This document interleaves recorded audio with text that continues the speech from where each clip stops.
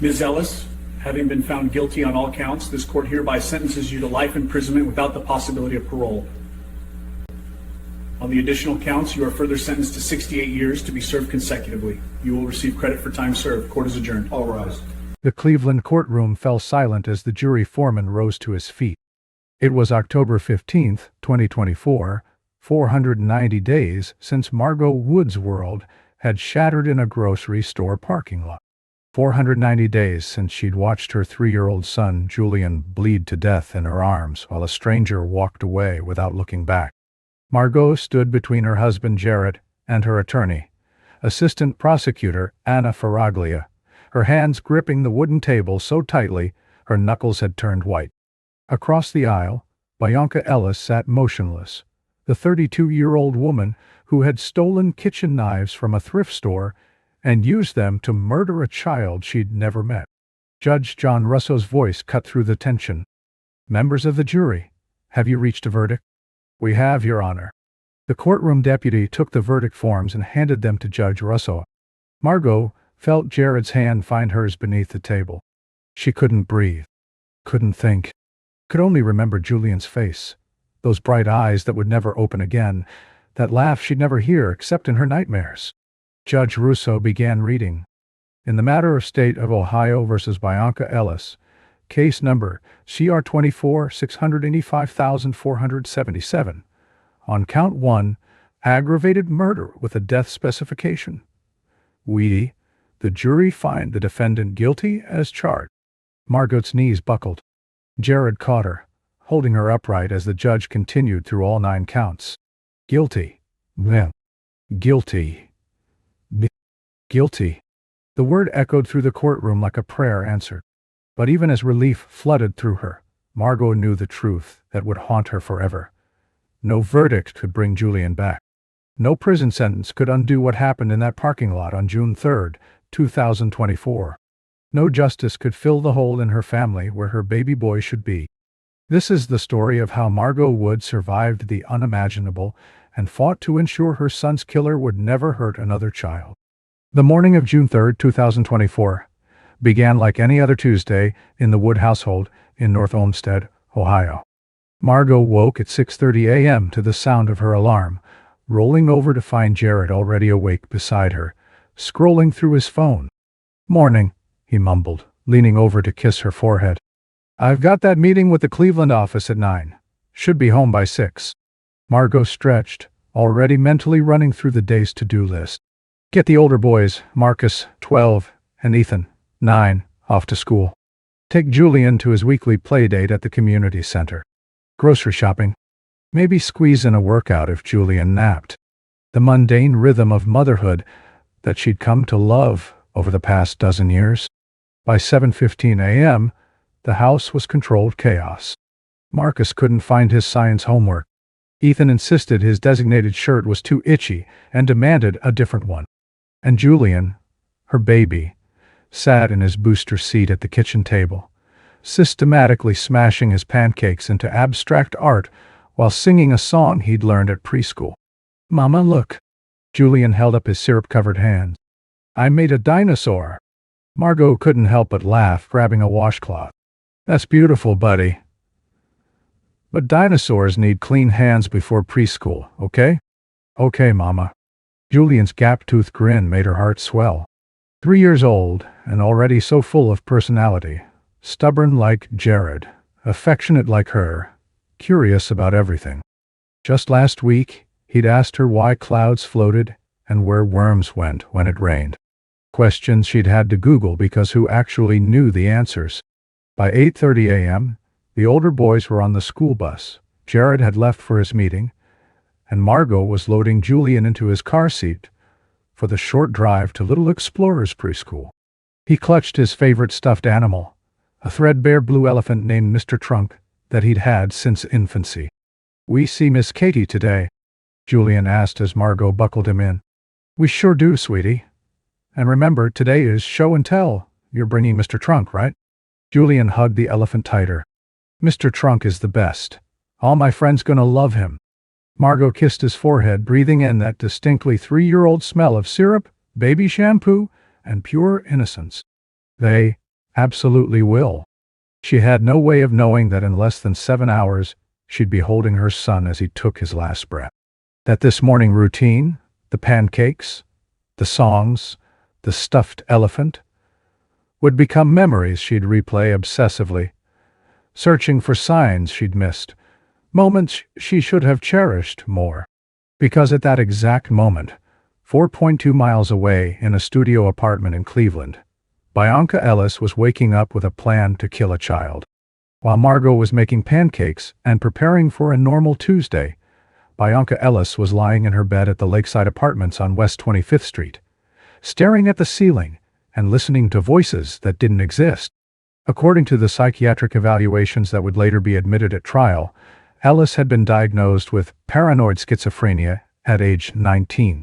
For 13 years, she'd cycled through medications, hospitalizations, group homes, and brief periods of stability.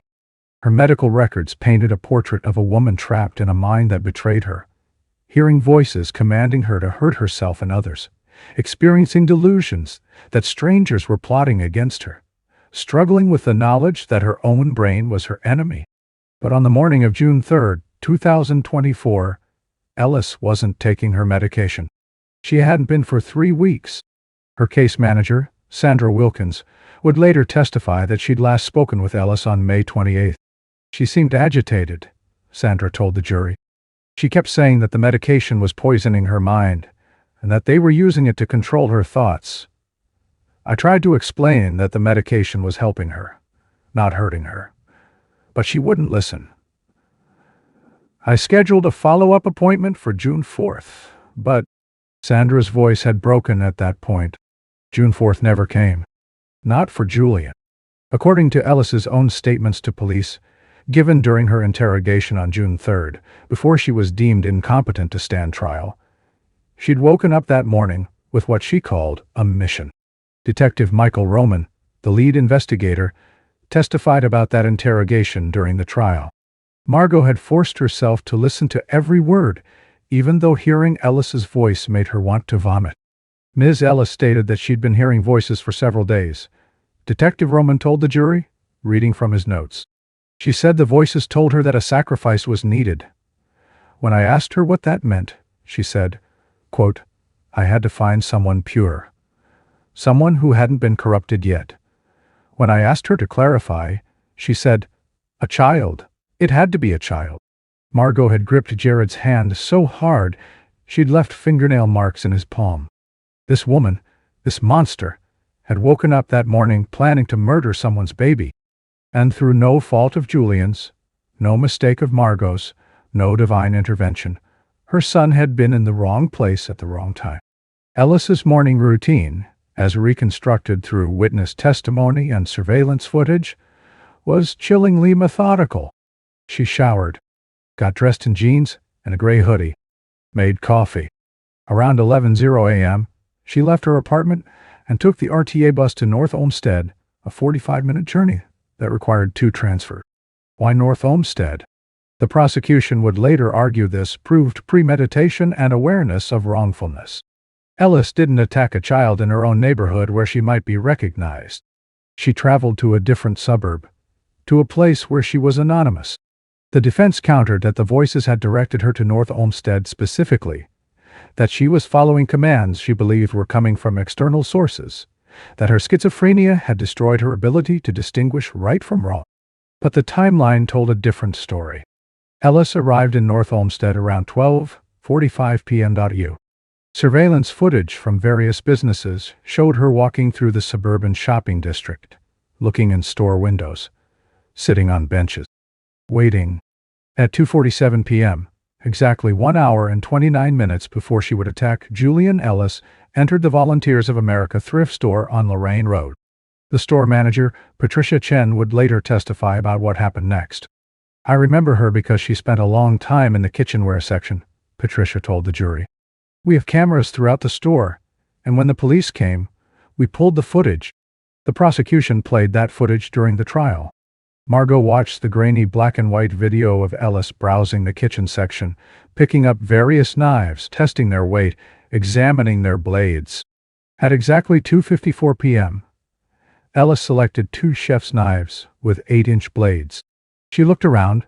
The camera captured her turning her head left, then right, checking for witnesses, and then slipped both knives into the large front pocket of her hoodie. 23 seconds. That's how long it took for Bionca Ellis to arm herself for murder. She walked out of the thrift store at 2:55 p.m. without paying. The knives were later valued at $3.99 each. Julian's life, in Ellis's calculation, was worth less than $8 in stolen merchandise. From the thrift store, Ellis walked 0.7 miles to the Giant Eagle grocery store on Lorraine Road. She arrived at approximately 3:02 p.m. And that's where Margot's world and Ellis's world collided. Margot pulled into the Giant Eagle parking lot at 3:11 p.m., with Julian strapped safely in his car seat, still clutching Mr. Trunk. The preschool day had gone well. Miss Katie reported that Julian had shared his elephant enthusiastically during show and tell, and had even let another child hold it briefly, which was growth for her possessive 3-year-old. "Mama, I hungry," Julian announced as Margot parked in a spot near the front entrance. "I know, buddy. We're going to get groceries, and then we'll go home and make your favorite mac and cheese with the dinosaur shapes. Sound good?" "Yeah." Julian kicked his little legs excitedly. "And juice boxes?" "And juice boxes," Margot confirmed, smiling as she unbuckled him and lifted him from his car seat. He was getting so big, 30 pounds now, tall for his age. Soon he'd be too heavy for her to carry comfortably. But for now, she hoisted him onto her hip and grabbed her reusable shopping bags from the trunk.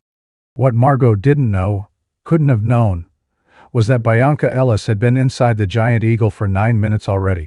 9 minutes of wandering the aisles, watching mothers with children, selecting her victim.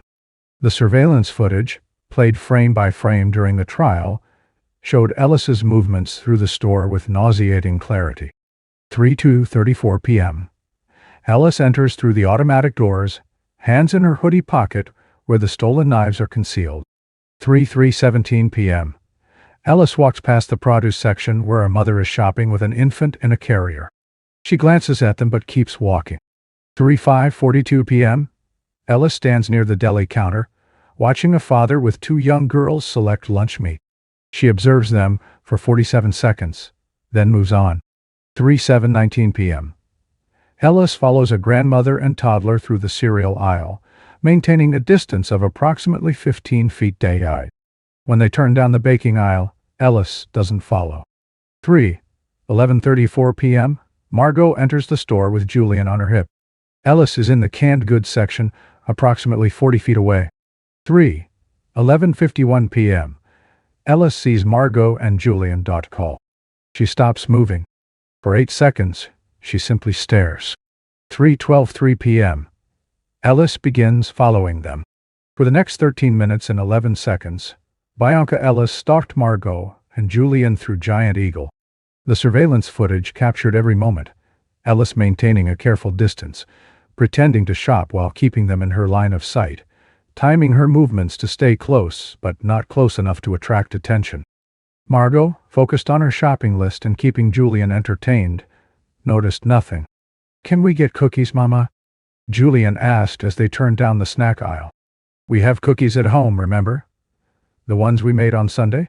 But store cookies are different." Julian's 3-year-old logic was infallible in his own mind. Margot laughed. "Tell you what, if you're a super good helper and stay patient while Mama shops, maybe we'll get one cookie from the bakery on our way out. Deal?" "Deal." Julian squeezed her neck in a hug that made her heart melt. Behind them, 30 feet back near the end cap display of potato chips, Ellis watched and waited. The prosecution's forensic psychologist, Dr. Stephen Knopfsinger, would later walk the jury through this surveillance footage, using it to dismantle the insanity defense. "Notice the defendant's behavior," Dr. Knopfsinger explained, using a laser pointer on the projected video. "She's not acting impulsively or chaotically. She's hunting." When Ms. Wood and Julian turn down an aisle, Ms. Ellis follows after a brief delay. That's tactical thinking. When other shoppers are nearby, she increases her distance. That's awareness of social norms and potential witnesses. When Ms. Wood stops to examine a product, Ms. Ellis also stops, pretending to shop. That's deliberate deception. he continued, his voice clinical but damning. This is not the behavior of someone who doesn't understand reality or can't distinguish right from wrong. This is the behavior of someone who knows exactly what she's planning and is taking steps to accomplish it without being detected. The defense's psychiatrist, Dr. Sarah West, would counter that Ellis's schizophrenia made her believe she was following divine commands, that the planning was simply her delusional mind's way of accomplishing what the voices demanded, that mental illness and methodical behavior aren't mutually exclusive. But for Margot, watching that footage in the courtroom, the academic debate was irrelevant. What mattered was the truth that haunted her every waking moment. She'd been shopping for groceries while a killer stalked her baby.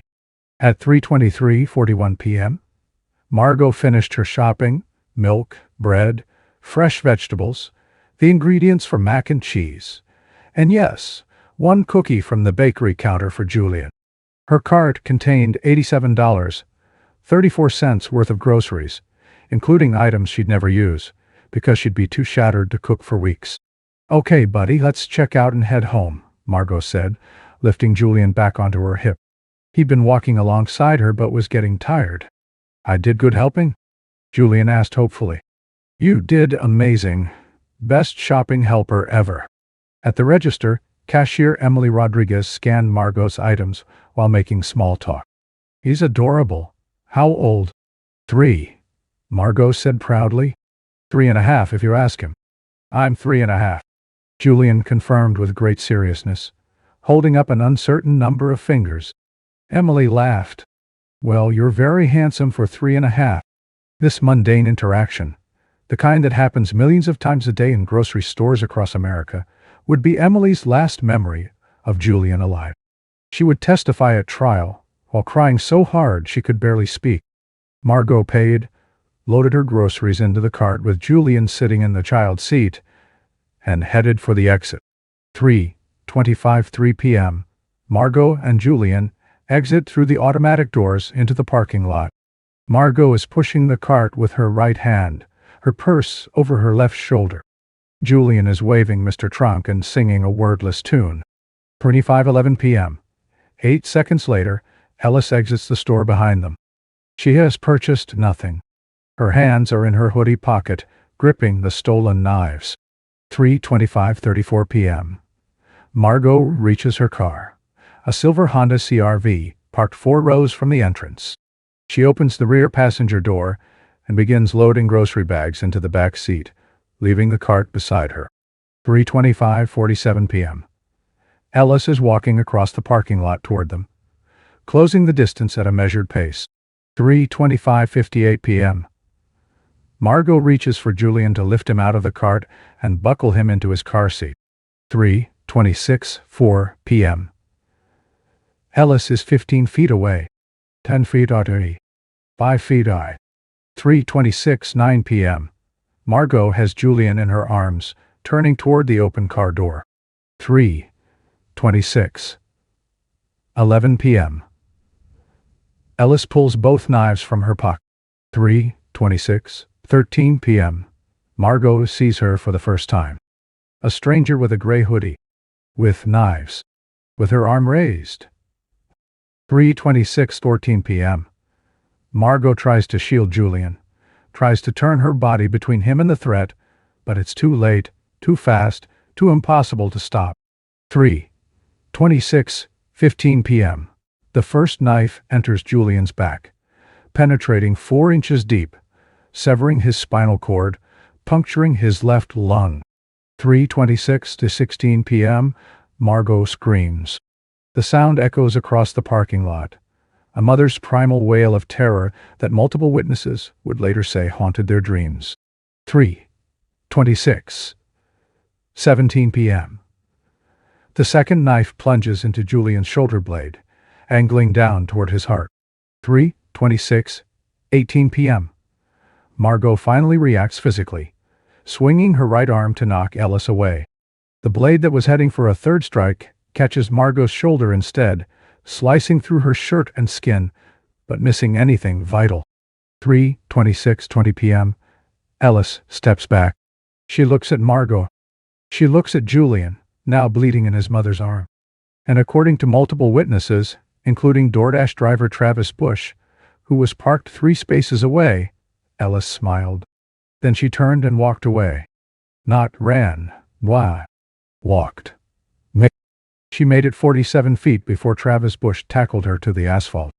The attack lasted exactly 42 seconds from the moment Ellis pulled the knives until Travis Bush brought her down. 42 seconds that destroyed Margot's life and ended Julian's. But in those 42 seconds, Margot's world didn't slow down cinematically like in movies.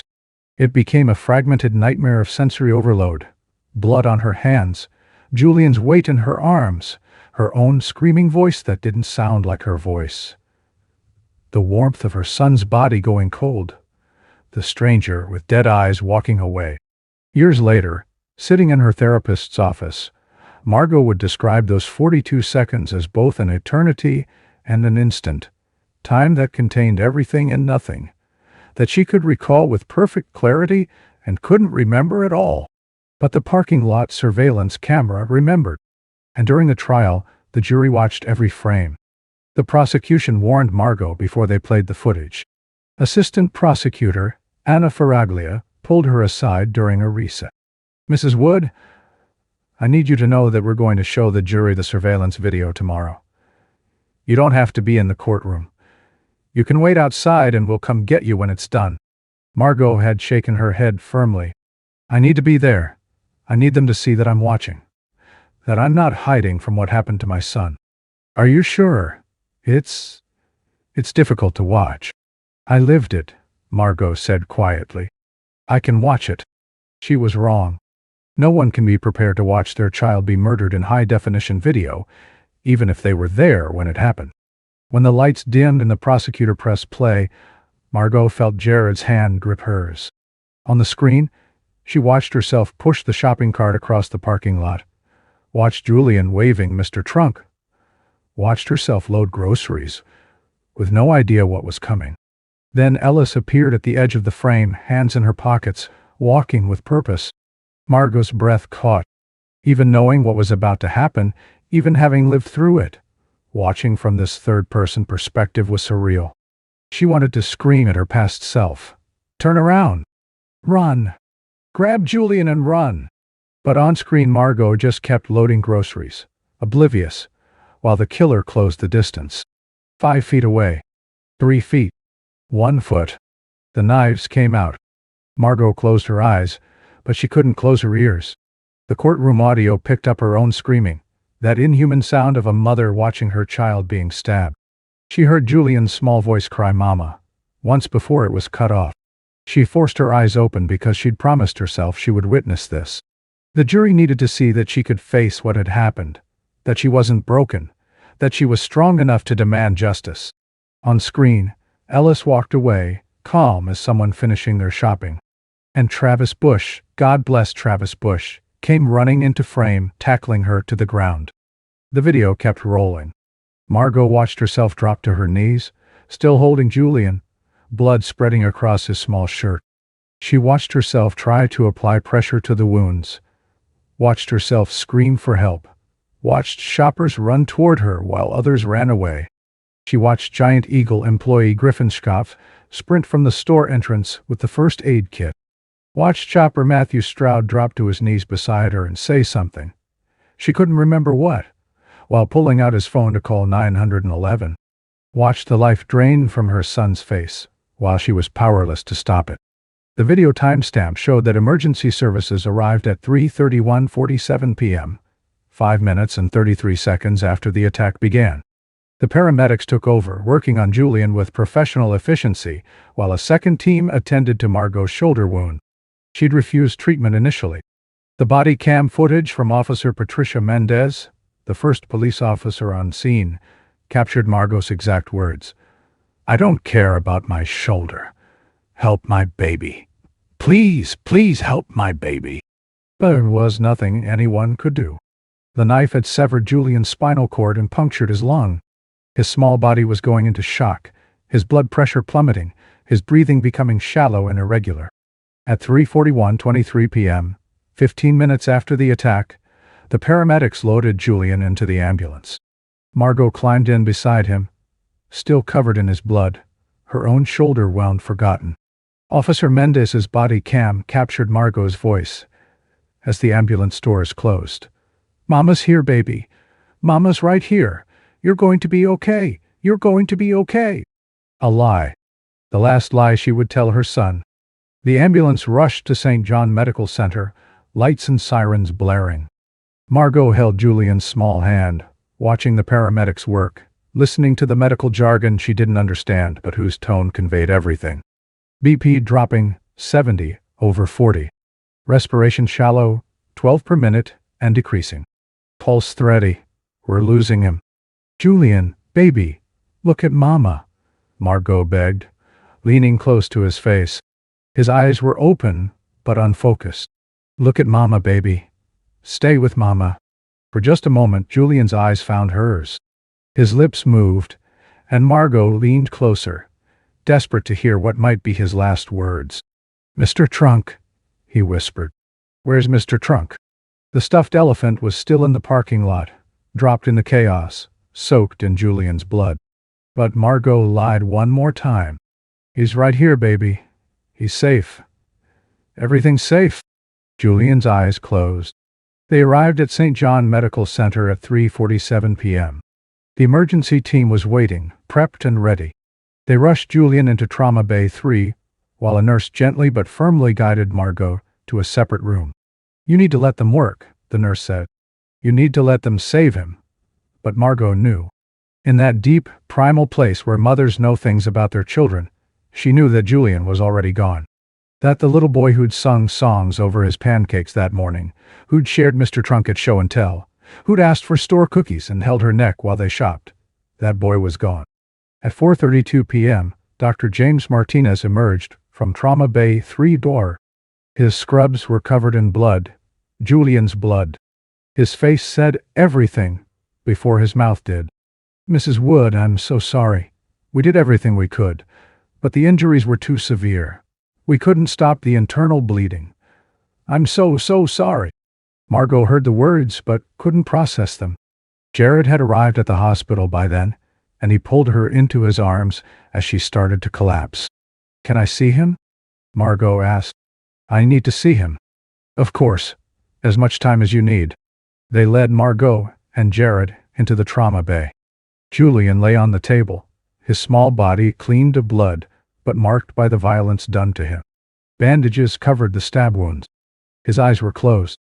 He looked like he was sleeping.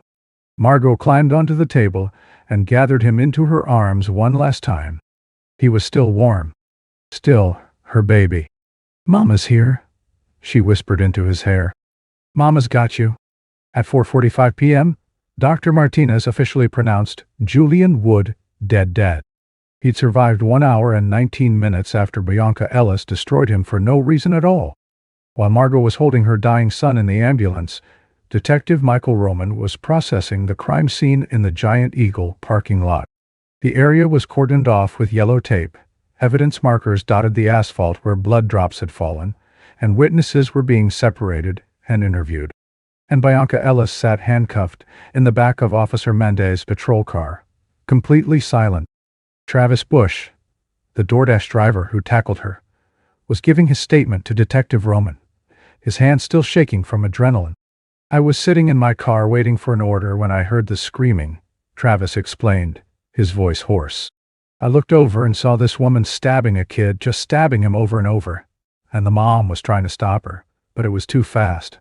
Then the woman just walked away, like she'd dropped something in the parking lot and was going to her car." "That's when you intervened?" Detective Roman prompted. "Yeah, I didn't even think.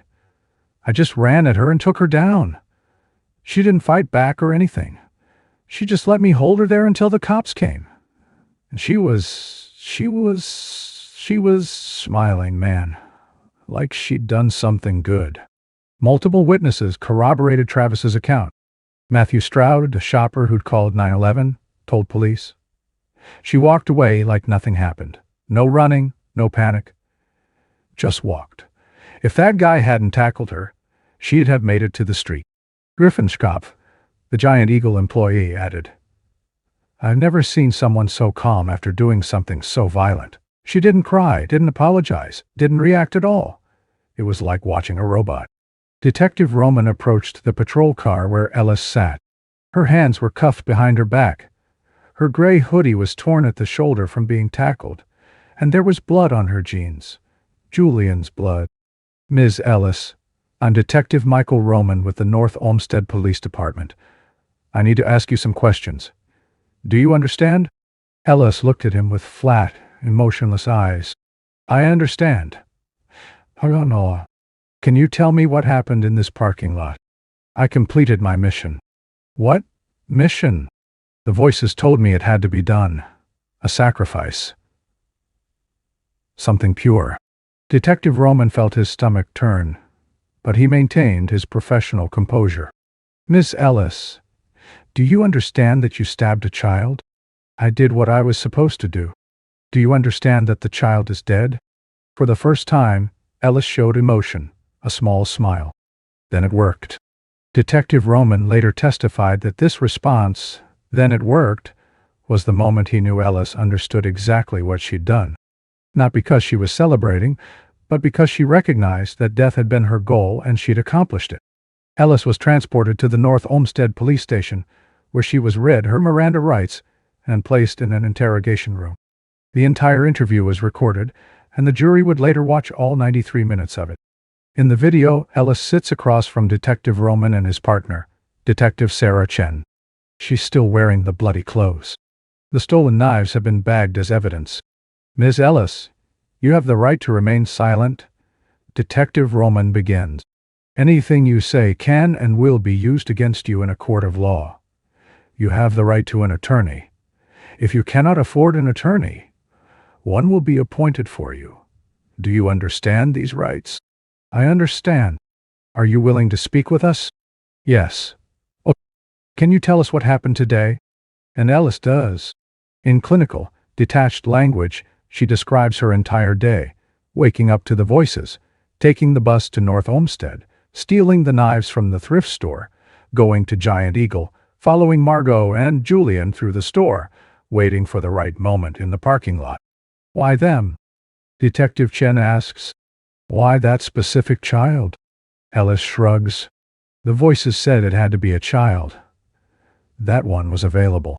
Available? Close enough. Without protection, the mother wasn't paying attention. Detective Chen's jaw tightens. So you chose him because it would be easy. I chose him because the voices said so. But you acknowledged that his mother wasn't paying attention, that he was without protection. That sounds like tactical thinking, not following voices. Ellis doesn't respond for 14 seconds. The video timestamp shows 3:47:22 p.m. to 3:47:36 p.m. 14 seconds of silence while Ellis stares at the wall. Finally, she speaks. I did what I had to do. Did you know it was wrong? Detective Roman asks. The voices said it was necessary. That's not what I asked. Did you know that stabbing a child was wrong? Another long pause. Then, society says it's wrong. Do you say it's wrong? I say I followed the voices. This verbal dance continues for over an hour. Every time the detectives ask if Ellis knew her actions were wrong, she deflects to the voices. But she also demonstrates clear awareness of legal concepts, social norms, and consequences. At one point, Detective Chen asks, Did you know you could be arrested for what you did? Yes. Did you know you could go to prison? Yes. But you did it anyway. The voices were more important than prison. This statement, the voices were more important than prison, would become central to the prosecution's case. It showed that Ellis understood consequences and made a deliberate choice, even if that choice was influenced by mental illness. The interrogation ended at 5:19 p.m., when Ellis requested an attorney. She was formally charged with aggravated murder, attempted murder, felonious assault, and theft. Bail was denied. She was transported to Cuyahoga County Jail. At the same moment, Ellis was being booked into jail.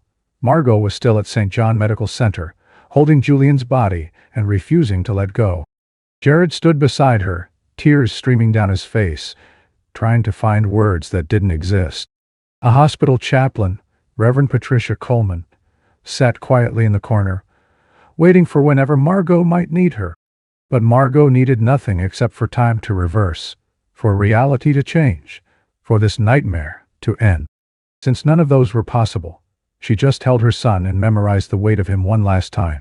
In the hours and days following Julian's murder, the North Olmsted Police Department, in coordination with the Cuyahoga County Prosecutor's Office, launched one of the most comprehensive investigations in the county's recent history. Not because the case was complex. Bionca Ellis had been caught at the scene with the murder weapon. There were multiple witnesses, and there was surveillance footage of the entire crime. But because they knew this case would hinge on Ellis's mental state, and they needed to document every single detail that might prove or disprove an insanity defense. Detective Michael Roman became the lead investigator, working 18-hour days for the first week after the murder. His job was to build an airtight case that would ensure Julian's killer never walked free, regardless of what psychiatric defense her lawyers might mount. The first critical piece of evidence was the surveillance footage. Detective Roman personally reviewed security camera recordings from 7 different locations. The Volunteers of America thrift store, the footage showing Ellis selecting and stealing the knives at 2:47 p.m., was damning in its deliberateness. Detective Roman watched it frame by frame, noting how Ellis tested multiple knives before choosing the ones with the longest blade, how she looked around to check for witnesses before concealing them, how she walked out calmly without attracting attention. This isn't someone acting on impulsive commands from voices, Detective Roman would later testify. This is someone making strategic choices. She didn't grab the first knife she saw. She evaluated her options. She concealed her theft. She avoided detection. Those are all intentional acts that demonstrate understanding of wrongfulness. Giant Eagle interior cameras, 7 cameras inside the store, captured Ellis's 13-minute stalking of Margot and Julian. Detective Roman compiled the footage into a single timeline that showed Ellis following them systematically through produce, dairy, snacks, and the checkout line. He noted several key moments. When another shopper walked too close to Ellis, she stepped aside and pretended to examine products, only resuming her pursuit when the coast was clear. When Margot stopped to chat with cashier Emily Rodriguez, Ellis positioned herself near the exit, anticipating their departure. When Julian waved Mr. Trunk and sang his wordless song, Ellis stared at him with what witnesses described as cold calculation. She was hunting, Detective Roman wrote in his report. She observed multiple potential victims in the store, the infant with the mother in produce, the 2 girls with their father at the deli, the toddler with the grandmother in the cereal aisle. But she selected Julian specifically. Why? Because he was the right age, the right size, and because his mother was distracted enough that Ellis believed she could strike before being stopped. Giant Eagle parking lot cameras. 3 exterior cameras captured the murder from different angles. Detective Roman compiled a master video showing all 3 perspectives synchronized to the same timeline. This would become Exhibit A at trial, the 42-second attack that destroyed Margot's life. But Detective Roman also reviewed the footage that came before those 42 seconds. He documented Ellis exiting the store 8 seconds after Margot and Julian. He tracked her path across the parking lot, noting how she maintained a casual walking pace until she was within striking distance, then accelerated slightly. He counted her steps, 37 from the store entrance to the point of attack. She closed distance at a measured pace to avoid attracting attention, his report noted. She didn't run, didn't brandish the weapons until the last possible moment. She understood that suspicious behavior would alert her victim or bystanders. This demonstrates awareness of social norms and deceptive intent. Beyond the surveillance footage, Detective Roman and his team interviewed 43 witnesses who were at Giant Eagle that afternoon. Each interview added depth to the timeline and undermined the insanity defense. Travis Bush, the DoorDash driver who tackled Ellis, provided the most detailed account of Ellis's demeanor immediately after the attack. "After I took her down, she didn't struggle at all," Travis told Detective Roman during his formal interview on June 4. Most people, if you tackle them, they're going to fight back or at least try to get away. She just lay there under me, calm as anything. And she was still smiling. I asked her, I said, "What the hell is wrong with you? You just killed a kid." And you know what she said? What did she say? She said, "I did what I had to do. Not the voices made me, or I couldn't help it." She said I had to do, like it was a choice. Like it was a job she'd completed. Matthew Stroud, the shopper who knelt beside Margot and called 911, corroborated the timeline. I was loading groceries into my trunk when I heard the screaming. I turned around and saw the woman with the knives. She stabbed the little boy at least twice, maybe 3 times. It happened so fast. Then she just walked away, didn't run, didn't look panicked, just walked like she was heading to her car. The mom was screaming and holding her son, and this walked away like it was nothing. Griffin Schopf, the Giant Eagle employee who grabbed the first aid kit, provided crucial testimony about Ellis's effect. I ran out with the medical supplies as soon as I heard there was an emergency. I saw the mom on the ground with her son, blood everywhere, and I saw the woman who did it being held down by the DoorDash guy. She wasn't crying or screaming or showing any emotion at all.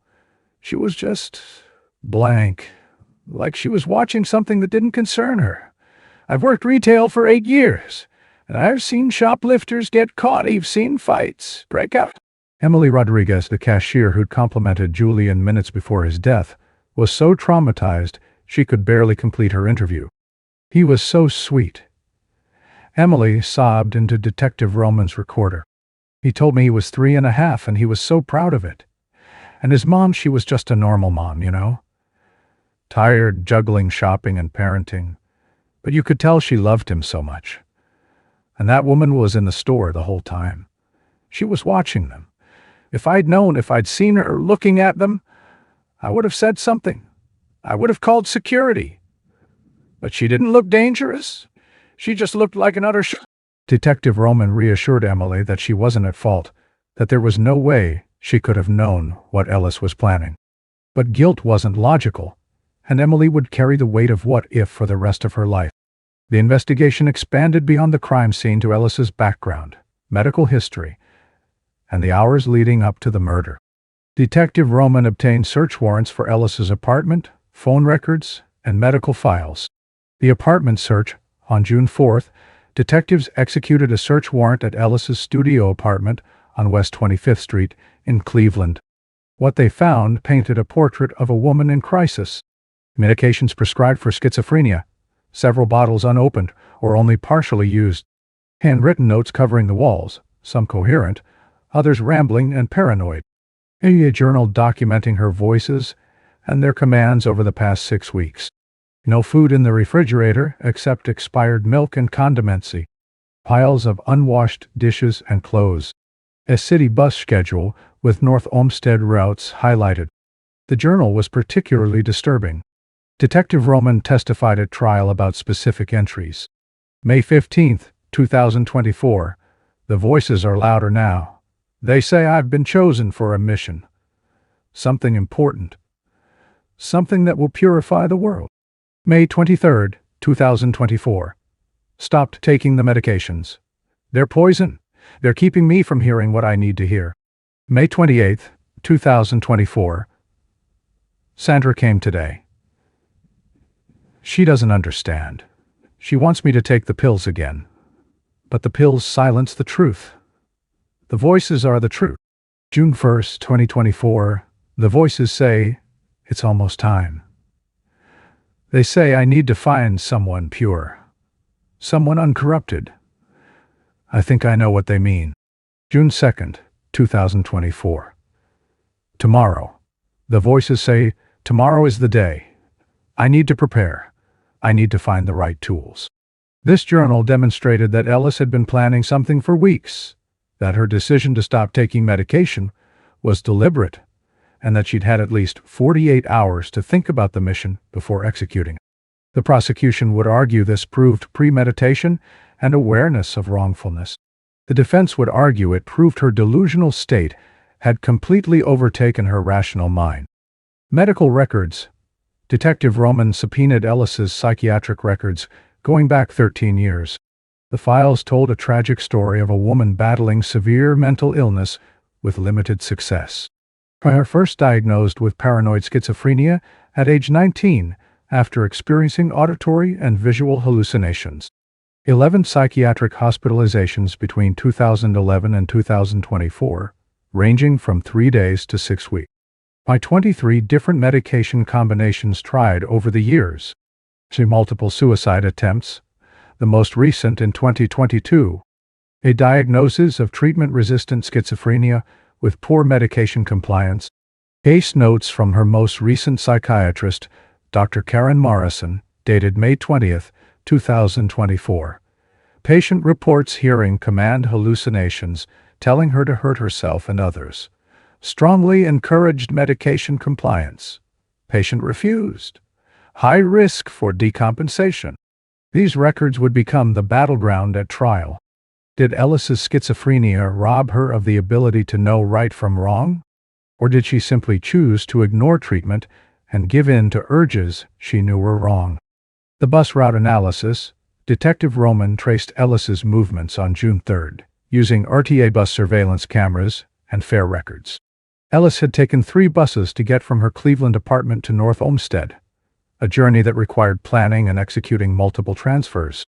She didn't wander randomly and end up in North Olmsted, Detective Roman's report noted. She looked up bus schedules, took the correct routes in the correct sequence, paid her fares, got off at the planned stop. This demonstrates goal-directed behavior, planning, and understanding of how to navigate public systems. These are not the actions of someone who can't distinguish reality from delusion. The investigation also included interviews with Ellis's case manager, psychiatrist, and family members. Sandra Wilkins, Ellis's case manager, provided crucial context about Ellis's state of mind in the weeks before the murder. Bionca was one of my most challenging clients, Sandra told Detective Roman during her interview on June 5. She'd been doing relatively well for about 8 months, taking her meds, attending group therapy, holding down a part-time job at a fast food place. But in mid-May, something shifted. She started missing appointments. When I did see her, she was agitated, paranoid. She told me the medications were poisoning her mind and that she never specified who they were using the meds to control her thoughts. Did you try to intervene? Detective Roman asked. Of course. I increased our meeting frequency. I contacted her psychiatrist. I even offered to connect her with a different medication if she felt the current one wasn't working. But Bionca refused everything. She said she'd been given a mission, and the medications would prevent her from completing it. I asked what the mission was, and she became evasive, just said it was important and necessary. Just said it was important and necessary. Did she ever mention harming anyone? Sandra paused, and Detective Roman could see the guilt written across her face. On May 28th, our last meeting before it happened, she said something that I reported to her psychiatrist immediately. She said, "Sometimes the world needs a sacrifice to become clean again." I asked her what she meant, and she wouldn't elaborate, but I documented it and sent it to Dr. Morrison. What did Dr. Morrison do? She tried to have Bionca involuntarily committed for a psychiatric evaluation. But the petition was denied because Bionca hadn't made a specific threat against a specific person. The judge said vague statements about sacrifice didn't meet the threshold for involuntary commitment. This revelation would become a painful subplot at trial. Could Julian's murder have been prevented if Ellis had been hospitalized on May 28? The defense would argue that the system had failed Ellis by not providing adequate mental health intervention. The prosecution would counter that Ellis had been offered help repeatedly and had refused it, making a deliberate choice to stop treatment and act on her impulses. Dr. Karen Morrison, Ellis's psychiatrist, provided medical context. Bionca had treatment-resistant schizophrenia, which means she didn't respond well to standard antipsychotic medications, Dr. Morrison explained in her interview. We tried multiple drug combinations over the 3 years I'd been treating her. The most recent regimen, a combination of clozapine and risperidone, had shown promise. Her hallucinations decreased significantly, and she reported feeling more like myself. But then in May, she stopped taking the medications without telling me. Why would she stop if they were working? That's the insidious nature of schizophrenia. When patients start feeling better, they sometimes believe they don't need the medications anymore. Or, in Bionca's case, the paranoid delusions convince them that the medications themselves are the problem. She told Sandra that the medications were poison, which is a common delusion among schizophrenic patients.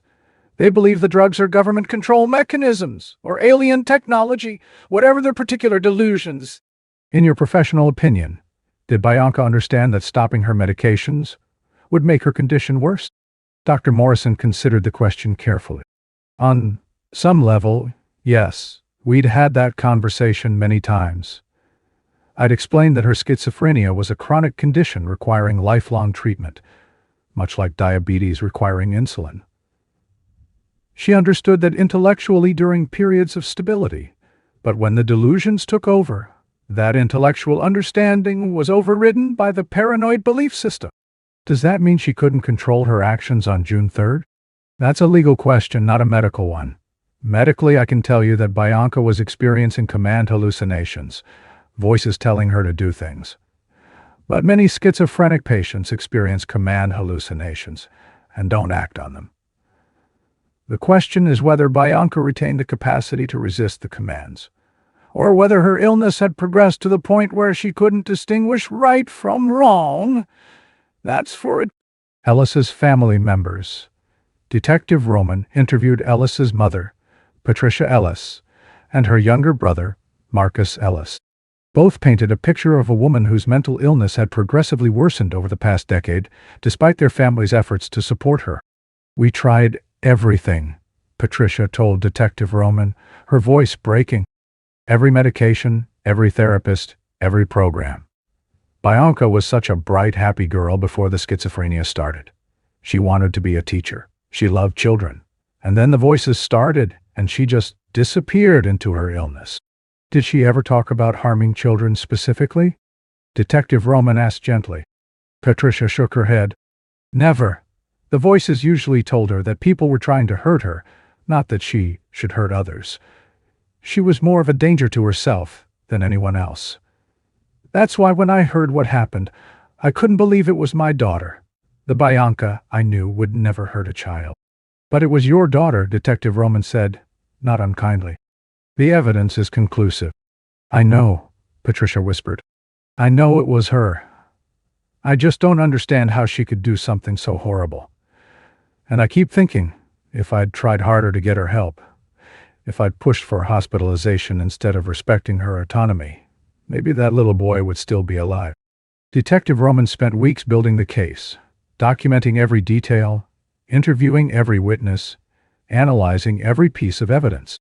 By the time he submitted his final report to the Cuyahoga County Prosecutor's Office on June 28, 2024, he'd compiled over 600 pages of documentation. His conclusion was clear. Bionca Ellis planned and executed the murder of Julian Wood with premeditation and awareness of wrongfulness.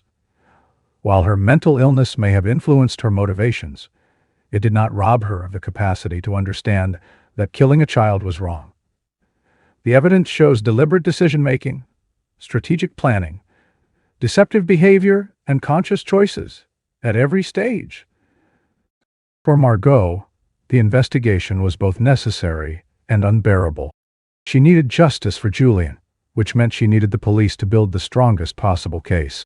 But that meant reliving the murder over and over, giving her own statement multiple times, reviewing the surveillance footage, answering questions about every detail of that day. During her formal interview with Detective Roman on June 7th, 4 days after Julian's death, Margot forced herself to walk through every moment of that morning and afternoon. Julian woke up at 6:45, Margot said, her voice mechanical as she stared at the wall of the interview room. He came into our bedroom and climbed into bed with us. He said, "Mama, I'm hungry."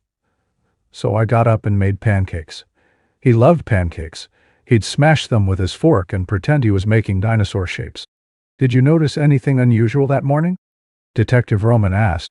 Anyone following you? Any strange encounters? No. It was completely normal. Perfectly normal. The older boys went to school. Jared went to work. I took Julian to preschool. He did show and tell with his stuffed elephant, Mr. Trunk. Then we went to the grocery store. Margot's voice cracked. Just the grocery store. We were getting ingredients for mac and cheese. He wanted the dinosaur-shaped pasta. Mrs. Wood, I know this is difficult, but I need you to tell me about the attack. Everything you remember. Margot closed her eyes. I was putting groceries in the car. Julian was in the cart, singing some song he'd made up. I was going to lift him into his car seat, and then I saw her. This woman with a hood, with knives. And I tried to turn, tried to shield Julian, but she was too fast. She stabbed him. He cried out, "Mama!" And I was holding him, and there was so much blood, and she just walked away. Did she say anything? No, she didn't say a word, just stabbed my baby and walked away like it was nothing. Did you get a sense that she was confused or disoriented? Did she seem like she didn't understand what she was doing? Margot's eyes snapped open, and Detective Roman saw a flash of the anger that would sustain her through the coming trial. She knew exactly what she was doing. She looked at me, looked at Julian bleeding in my arms, and she smiled. Then she walked away. She knew. This statement, she knew, would echo through the courtroom months later when Margot took the stand at trial. But first, there would be a 5-month delay that tested Margot's sanity and her faith in the justice system. On June 17, 2024, 2 weeks after Julian's murder, Bionca Ellis appeared before Judge John Russo for her arraignment. She shuffled into the courtroom wearing an orange jumpsuit and leg shackles, her public defender Fernando Mack at her side. Margot and Jared sat in the front row of the gallery, their first time seeing Julian's killer since the attack. Margot gripped Jared's hand so tightly her knuckles went white. She'd promised herself she wouldn't cry, wouldn't give Ellis the satisfaction of seeing her broken. But the moment Ellis entered the room, Margot felt bile rise in her throat. This woman, this monster, had murdered her son and showed no remorse. Ellis's face was blank, emotionless, as though she were attending someone else's hearing. Judge Russo read the charges, 9 counts including aggravated murder with a death specification, the deliberate killing of a child under 13, murder in the first degree, murder in the second degree, 2 counts of attempted murder, 2 counts of felonious assault, endangering children, and theft. Ms. Ellis, do you understand the charges against you? Judge Russo asked. Ellis stared at him without responding. Miss Ellis? The judge repeated. Finally, public defender Mack leaned over and whispered something to Ellis. She blinked slowly and said, "The voices say I don't have to answer." Judge Russo's expression tightened. Mr. Mack, does your client understand the proceedings? Your Honor, I have significant concerns about my client's competency to stand trial. She's been unmedicated for several weeks, and her mental health has deteriorated significantly. I request a competency evaluation before we proceed. Assistant Prosecutor Anna Faraglia stood immediately. Your Honor, the defendant was competent enough to plan and execute a brutal murder.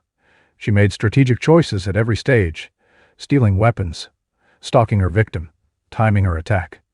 She's not incompetent. She's manipulative. That's a medical determination, not a legal one, Mack countered. The Constitution requires that a defendant understand the proceedings and be able to assist in their own defense. Ms. Ellis cannot meet that standard in her current state. Judge Russo considered both arguments. I'm ordering a competency evaluation by the court clinic.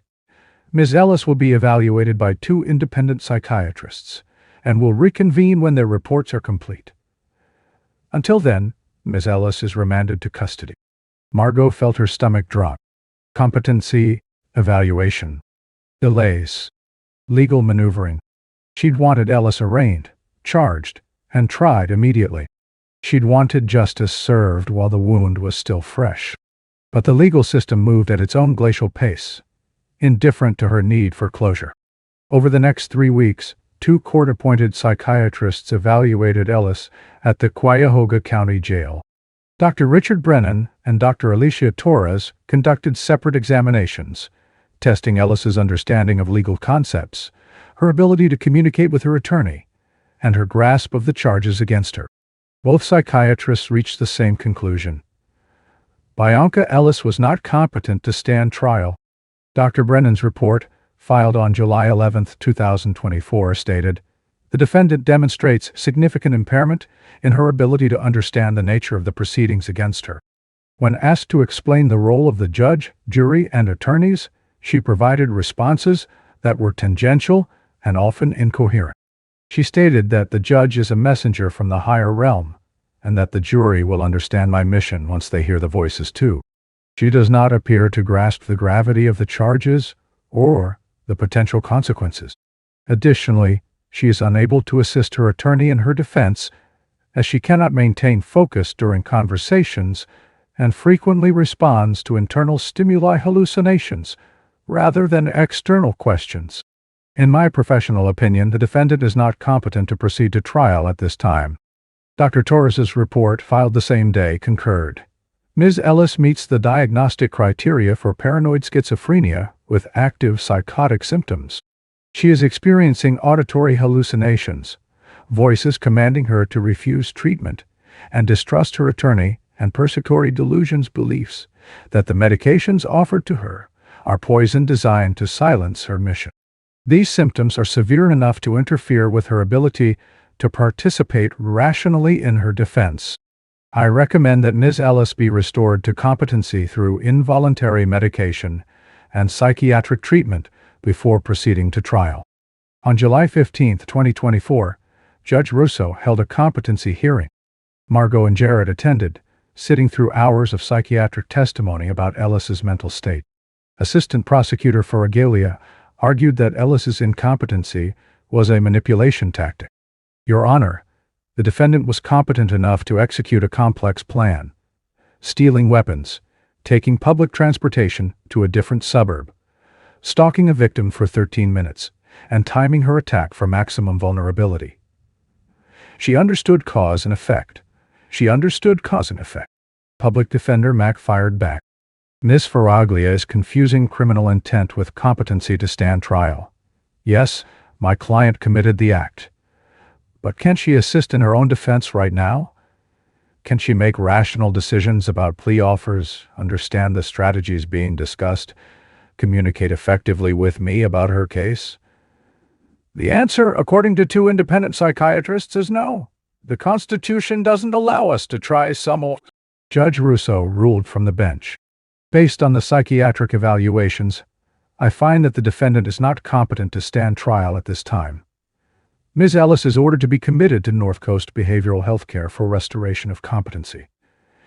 She will receive involuntary medication and treatment until such time as she is deemed competent. We'll reconvene in 90 days for a status review." 90 days. 3 more months of waiting.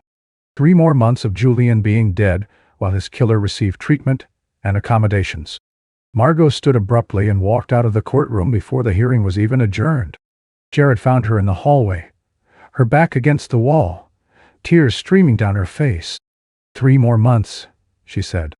3 more months before we can even start the trial. And what if they can't restore her competency? What if she stays incompetent forever and never faces a jury? "That won't happen," Jared said, pulling her close. "They'll restore her, and then she'll stand trial, and she'll be convicted." "You don't know that. I know that we have the evidence. We have the truth, and eventually, the system will work." But Margot wasn't so sure. The system had already failed Julian by not hospitalizing Ellis in May when she'd told her case manager about needing to make a sacrifice. The system had failed Julian by allowing Ellis to walk the streets unmedicated and unsupervised. Why should she trust the system to deliver justice now? Ellis spent the next 5 months at North Coast Behavioral Health Care, a secure psychiatric facility in Northfield, Ohio. There, a team of psychiatrists and psychologists worked to restore her competency through a combination of antipsychotic medications, therapy, and psychoeducation about the legal process. Dr. Patricia Kim, the facility's forensic psychiatrist, supervised Ellis's treatment. Her progress notes, later admitted as evidence at trial, documented Ellis's slow improvement. July 20, 2024. Patient continues to experience active hallucinations and refuses all medications. States that medications are poison and that her mission is not yet complete. Demonstrates no understanding of legal proceedings. Incompetent. August 3, 2024. After court order for involuntary medication, patient began risperidone injections. Still experiencing hallucinations but with slightly reduced frequency. Continues to demonstrate poor understanding of legal roles and charges. Incompetent. August 30th, 2024. Patient's hallucinations have decreased significantly with medication compliance. She is able to maintain focus during conversations and demonstrates emerging understanding of court rules. However, she still expresses delusional beliefs about her mission and does not appear to fully grasp the consequences of the charges. Borderline competency. September 24th, 2024. Significant improvement. Patient is oriented to time, place, and person. Hallucinations are minimal and do not interfere with functioning. When questioned about the charges, she can articulate the nature of each count and the potential penalties. She understands the roles of judge, jury, prosecutor, and defense attorney. She is able to communicate rationally with her attorney about legals. October 8, 2024. Patient remains stable on current medication regimen. Competency remains intact. Cleared to proceed to trial. On October 10, 2024, 4 months and 23 days after the competency hearing, Judge Russo held another status conference. Dr. Kim testified that Ellis had been restored to competency and was ready to face trial. Your Honor, Ms. Ellis now understands the charges against her and can assist in her own defense, Dr. Kim stated. While she continues to have a diagnosis of schizophrenia, her symptoms are well controlled with medication, and she meets the legal standard for competency. Judge Russo questioned Ellis directly. Miss Ellis, do you understand the charges against you? Yes, Your Honor, Ellis replied, her voice flat but clear. I'm charged with aggravated murder and 8 other counts related to the death of Julian Wood. Do you understand what a trial is? Yes. A jury of 12 people will hear evidence and decide if I'm guilty. Do you understand the potential consequences if you're found guilty? Life in prison without parole, or possibly the death penalty because of the death specification. Judge Russo nodded. Mr. Mack, does your client's response satisfy you that she's competent? Mack stood reluctantly. Yes, Your Honor. My client is competent to proceed. Then we'll set a trial date. How much time do both sides need to prepare? After consultation, the attorneys agreed on a trial date of January 13, 2025, giving both sides 3 more months to prepare their cases. Margot wanted to scream. January.Julian. 5 more months. That would be 7 months since Julian's murder. 7 months of waiting for justice while his killer received 3 meals a day, psychiatric care, and constitutional protection. But Assistant Prosecutor Faraglia pulled Margot aside after the hearing and explained the strategy. I know this feels like more delays, but it actually works in our favor. We need time to prepare for the insanity defense that Mr. Mack is definitely going to raise. We need to line up our own psychiatric experts, review all of Ellis's medical records, and build a comprehensive case that proves she knew right from wrong. 3 months gives us time to build an unbeatable case. And what if the jury believes the insanity defense? Margot asked. What if they decide she's not guilty because of her schizophrenia? Then she'll be committed to a psychiatric hospital instead of prison, Faraglia admitted. But Margot, I promise you, we're going to prove that Ellis knew exactly what she was doing. The surveillance footage alone shows deliberate planning and strategic thinking. No jury will watch that and believe she couldn't tell right from wrong. Margot wanted to believe her, but she'd learned over the past 4 months that the legal system was full of technicalities, loopholes, and possibilities for injustice.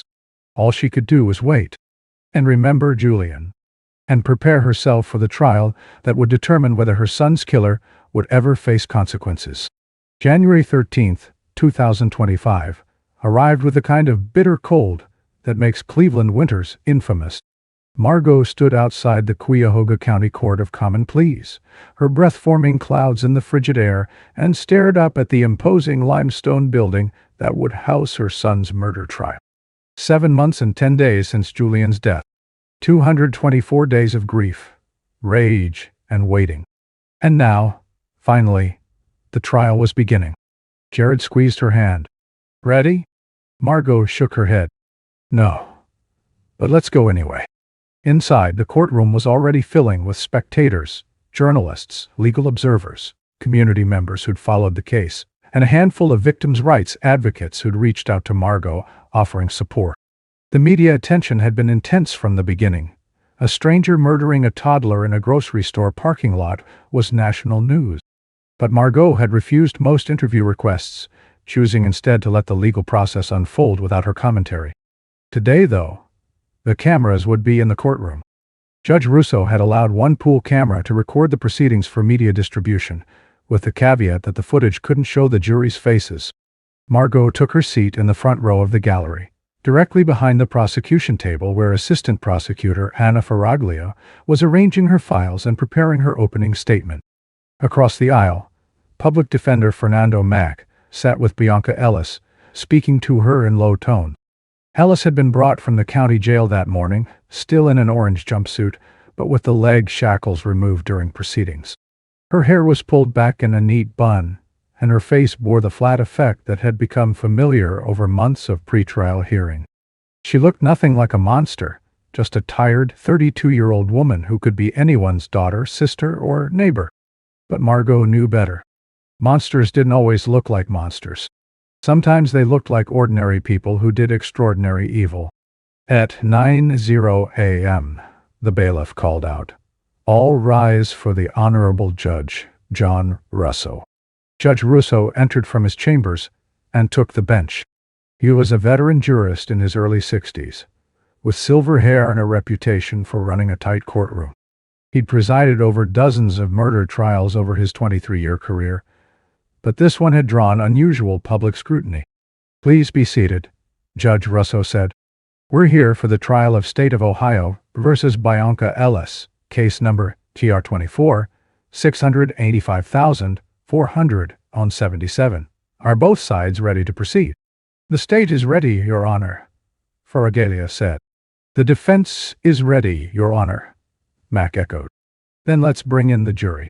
Over the past 2 days, the attorneys had conducted voir dire, jury selection, questioning 63 potential jurors about their ability to be fair and impartial in a case involving the murder of a child and a defendant with severe mental illness. It had been a grueling process, with multiple potential jurors dismissed because they admitted they couldn't be impartial about child murder or couldn't fairly consider an insanity defense. The final jury consisted of 12 members, 7 women and 5 men, plus 2 alternates. They ranged in age from 27 to 68, represented a mix of racial and socioeconomic backgrounds, and had all sworn under oath that they could set aside their emotions and follow the law about. As the jury filed into the courtroom and took their seats in the jury box, Margot studied their faces, trying to read their thoughts. Would they see the evidence and recognize Ellis's guilt immediately? Or would they be swayed by psychiatric testimony about voices and delusions? Would they deliver justice for Julian? Or would they let his killer hide behind mental illness? Judge Russo addressed the jury. "Ladies and gentlemen, thank you for your service. We're about to begin opening statements. I remind you that opening statements are not evidence. They're the attorney's opportunity to outline what they believe the evidence will show. You'll evaluate the actual evidence as it's presented throughout the trial. Miss Faraglia, you may proceed with the state's opening statement." Anna Faraglia stood and buttoned her suit jacket. She was 43 years old, a career prosecutor who'd tried over 50 murder cases.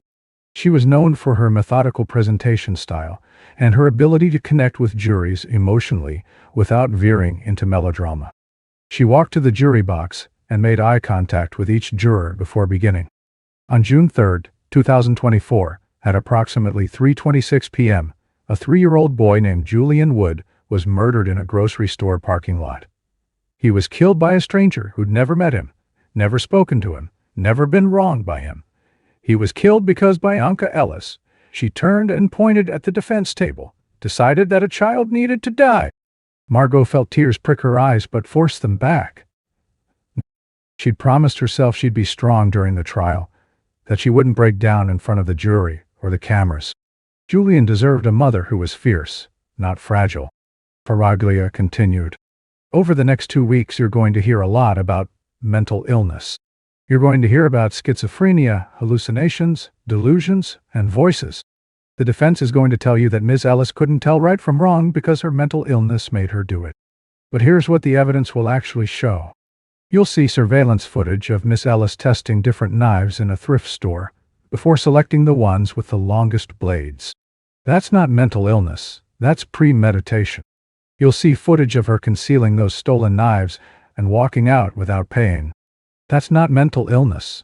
That's understanding that stealing is wrong and hiding the evidence. You'll see footage of her stalking Julian and his mother through Giant Eagle for 13 minutes, waiting for the perfect moment to strike. That's not mental illness, that's hunting. You'll see footage of her walking away calmly after the murder, showing no confusion, no panic, no indication that she didn't understand what she'd just done. That's not mental illness. That's consciousness of guilt.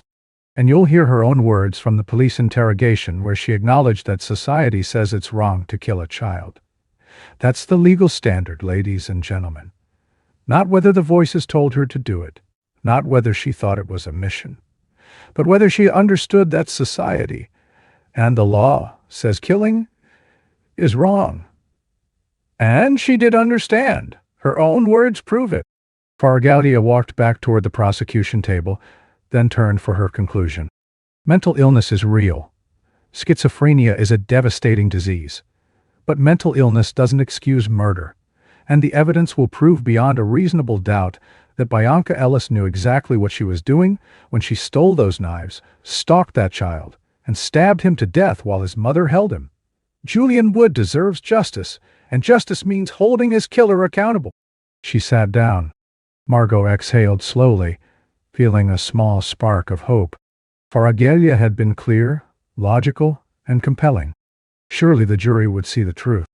But then, it was the defense's turn.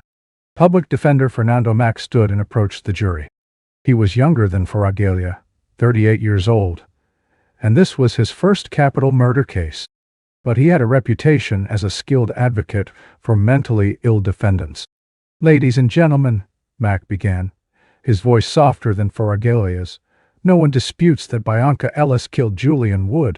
That's not what this trial is about. This trial is about why she did it, and whether she had the mental capacity to understand that what she was doing was wrong. Miss Faraglia just told you that mental illness doesn't excuse murder. And she's right, in most cases.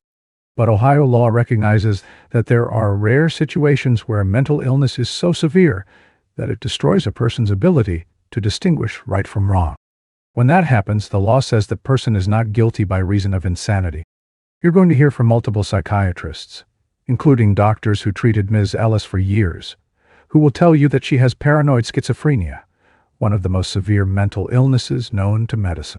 You'll learn that she's been hospitalized 11 times, that she's attempted suicide multiple times, that she hears voices that command her to do things, voices that, to her, are as real as my voice is to you right now. In the weeks before Julian Wood's death, Ms. Ellis stopped taking her medications, not because she was trying to get away with murder, but because the voices told her the medications were poison. The voices told her she had a mission, that a sacrifice was necessary to purify the world. And in her delusional state, she believed them. You'll see the same surveillance footage Ms. Faraglia described, but you'll see it through a different lens. Yes, Ms. Ellis selected knives carefully because the voices gave her specific instruction. Yes, she followed Julian through the store because the voices directed her to him specifically. Yes, she walked away after the attack because she believed she'd completed a divine mission and was at peace. This is not a case about a cold-blooded killer who deserves to be locked away forever. This is a case about a profoundly mentally ill woman who, in the grip of psychosis, committed a horrific act that she genuinely believed was commanded by higher power. She didn't know it was wrong. She couldn't know it was wrong, because her brain, the organ that allows all of us to understand right from wrong, was broken. At the end of this trial, I'm going to ask you to find Ms. Ellis not guilty by reason of insanity. Not because what happened to Julian Wood wasn't terrible. It was. Not because Ms. Ellis shouldn't be held accountable. She should. But because the law recognizes that accountability requires understanding, and Ms. Ellis's mental illness destroyed her ability to understand. Thank you. Mac sat down and Margot felt her spark of hope flicker. The defense's argument sounded reasonable, compassionate even. Would the jury buy it? Would they decide that Ellis's schizophrenia absolved her of responsibility? Judge Russo addressed the jury. We'll take a 15-minute recess and then the state will begin presenting its case. Remember not to discuss the case with anyone during breaks. As the jury filed out, Margot turned to Jared. What did you think? I think Foragalia is right, Jared said. The evidence is overwhelming, but Mac is good. He's going to make this harder than it should be. Margot nodded, her stomach churning with anxiety. The trial had only just begun, and already she felt like she was reliving Julian's death all over again. The next 2 weeks would be the hardest of her life. Over the next week, Assistant Prosecutor Anna Faraglia systematically built the state's case against Bionca Ellis. Her strategy was straightforward. Let the evidence speak for itself. Show the jury exactly what Ellis did, how she did it, and why her actions demonstrated consciousness of guilt and understanding of wrongfulness. Day 1. The crime scene. The state's first witness was Detective Michael Roman, the lead investigator. He took the stand in full uniform, his badge gleaming under the courtroom lights, and walked the jury through the investigation from the moment he arrived at the Giant Eagle parking lot. When I arrived at 3:34 p.m., emergency services were already on scene, Detective Roman testified. Julian Wood had been transported to St. John Medical Center. The suspect, Bionca Ellis, was in custody. My job was to secure the crime scene and begin collecting evidence. Faragalia displayed photos of the parking lot on a large screen for the jury. The images were stark, blood pooled on the asphalt. Evidence markers scattered across the scene. Julian's stuffed elephant lying discarded near Margot's car. Margot forced herself to look. She'd seen these photos before during pretrial hearings, but they never got easier. That blood was Julian's. That elephant was the one he clung to that morning, telling her about his show-and-tell presentation. Can you describe what you observed? Faragalia asked Detective Roman. The attack occurred in parking row D, approximately 40 feet from the store entrance. We found 2 distinct blood pools, one where the initial attack occurred, and a smaller one where Ms. Wood collapsed while holding her son. We recovered both murder weapons, 8-inch chef's knives with wooden handles, approximately 15 feet from the attack site, where Mr. Bush had tackled the suspect. Did you process the knives for evidence? Yes. We found Julian Wood's blood on both blades. We also found Ms. Ellis's fingerprints on both handles. What else did you recover from the scene? We recovered Ms. Wood's groceries, which were still in her cart. We recovered Julian's stuffed elephant, which had fallen during the attack.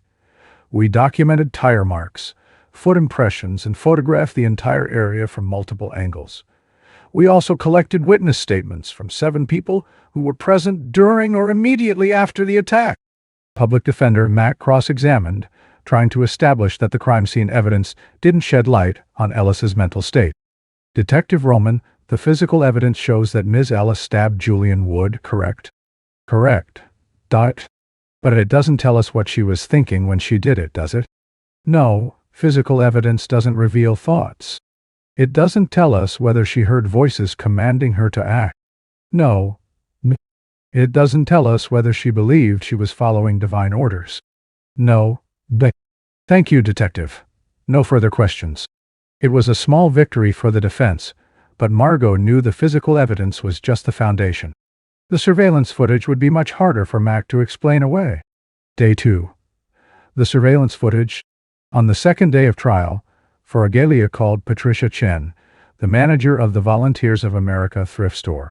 Patricia testified about the store's security system and the footage showing Ellis stealing the knives. "We have cameras throughout the store," Patricia explained. "When the police came and told us what had happened, we immediately pulled the footage from June 3rd. Forgalia played the 23-second video clip showing Ellis testing various knives before selecting two and concealing them in her hoodie. The jury watched in silence. Several jurors leaned forward, studying Ellis's body language on screen. She didn't look confused or disoriented. She looked methodical. "Miss Chen, in your observation, did the defendant appear to be acting strangely or erratically?" Forgalia asked. "No. She looked like a regular shopper until she concealed the knives. Then she glanced around to make sure no one was watching and walked out." Mac's cross-examination focused on what Patricia didn't observe: Ellis's internal mental state, the voices she might have been hearing, the delusions driving her actions. But the video was damning nonetheless. Next, Forgalia called Giant Eagle's loss prevention manager, David Torres, who testified about the store's extensive surveillance system. He'd personally compiled the footage showing Ellis's 13-minute pursuit of Margot and Julian through the store.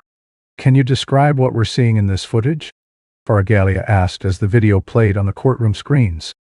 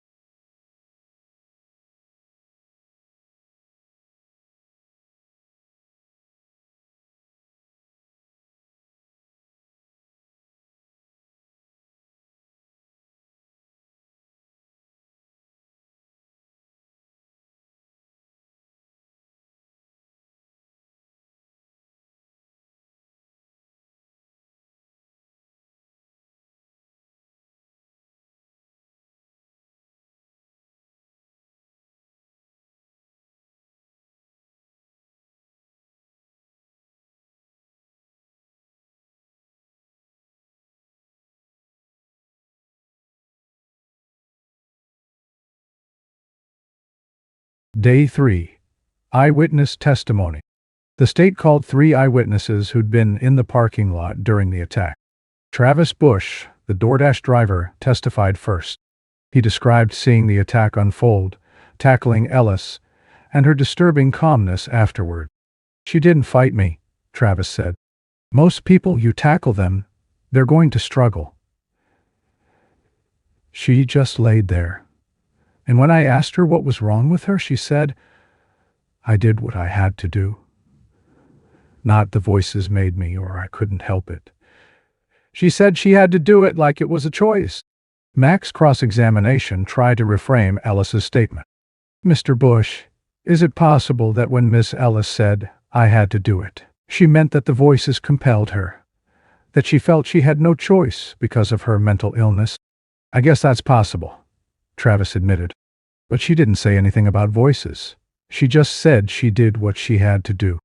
Matthew Stroud, the shopper who called 911, testified about Margot's screaming and Ellis's expressionless face. I've never heard a sound like that before, Matthew said, his voice shaking. The mother was screaming like her soul was being torn out, and the woman who did it just looked at her, no emotion, then walked away. Griffin Schopf, the Giant Eagle employee, testified about Ellis's demeanor immediately after the attack. She wasn't crying or hyperventilating or showing any signs of distress, Griffin said. She just stood there after the guy tackled her, calm as anything. I work in retail, so I've seen people shoplift, get into arguments, have mental health episodes. This was different. She knew what she'd done.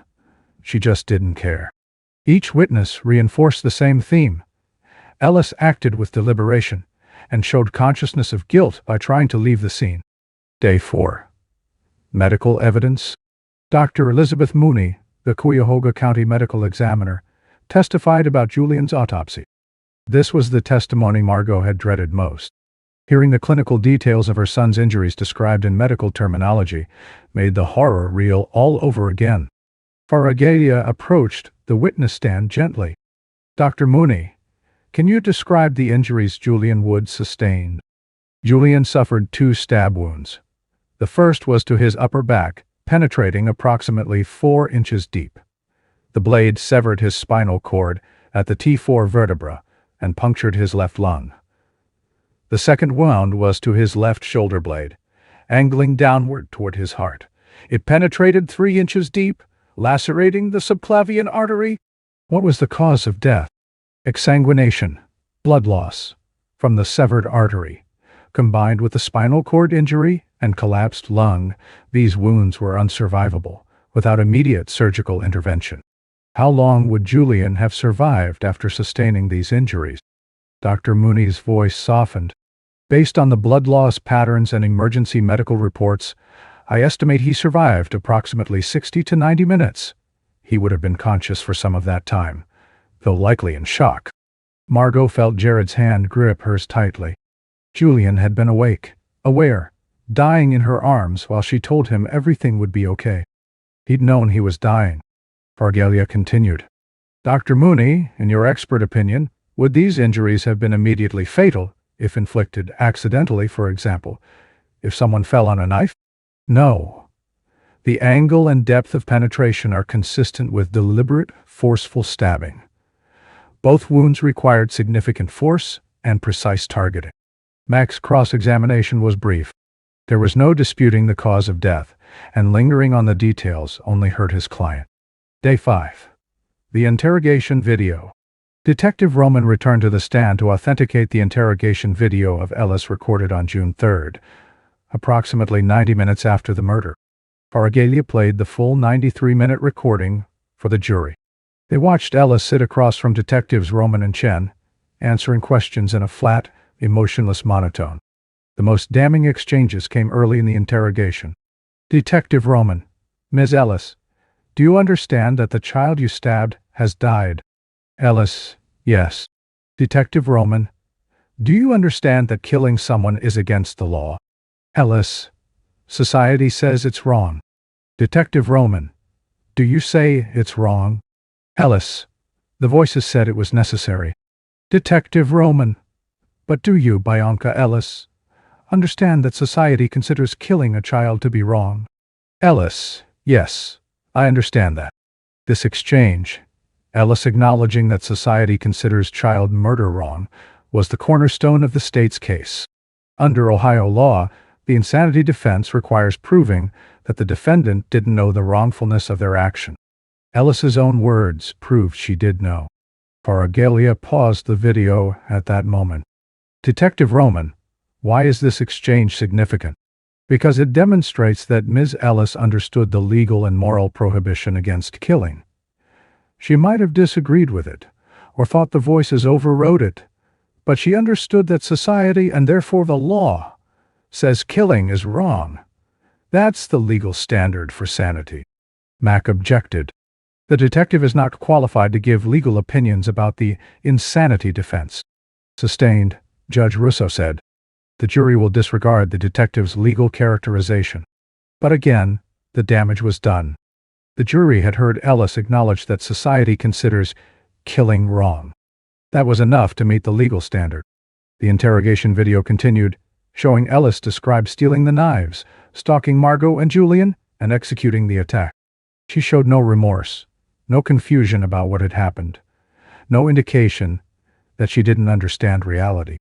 When the video ended, several jurors looked shaken. One man in the back row shook his head slightly, as if he'd already made up his mind.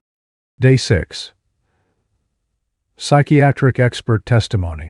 The state's final witness was Dr. Stephen Knopfsinger, a forensic psychiatrist with over 30 years of experience evaluating criminal defendants for competency and sanity. Dr. Knopfsinger had reviewed all of Ellis's medical records, interviewed her twice at the county jail, and analyzed the surveillance footage and interrogation video.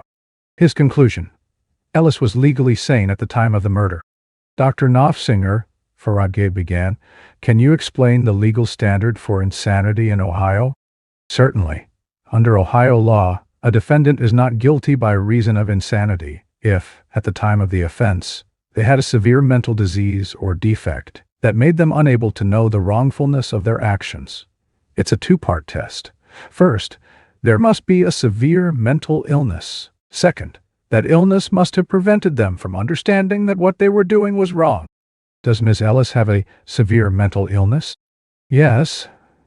She has paranoid schizophrenia, which certainly qualifies as a severe mental disease. So the first prong is satisfied. Correct. What about the second prong? Did her schizophrenia prevent her from knowing the wrongfulness of her actions? No. And the evidence clearly demonstrates that she understood wrongfulness. Can you elaborate? Dr. Knopfsinger spent the next hour walking the jury through his analysis. He explained that schizophrenia affects perception of reality, but doesn't necessarily eliminate moral reasoning. He described how Ellis's behaviors, stealing the knives covertly, stalking her victim patiently, walking away calmly, all demonstrated goal-directed thinking and awareness of social norm. If Ms. Ellis truly couldn't distinguish right from wrong, we'd expect to see very different behavior, Dr. Knopfsinger explained. She might have attacked Julian in the store where there were more witnesses. She might have used her bare hands instead of bothering to steal weapons. She might have stayed at the scene, confused about why people were upset. But she didn't do any of those things. She planned. She concealed.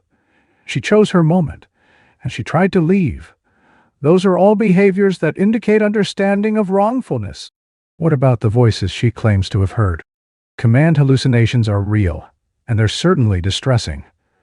But most people with schizophrenia who experience command hallucinations don't act on them. Ms. Ellis chose to act on them. And her own statement, "Society says it's wrong," proves that she understood the moral and legal prohibition, even if she decided to ignore it. Farage concluded with a powerful question.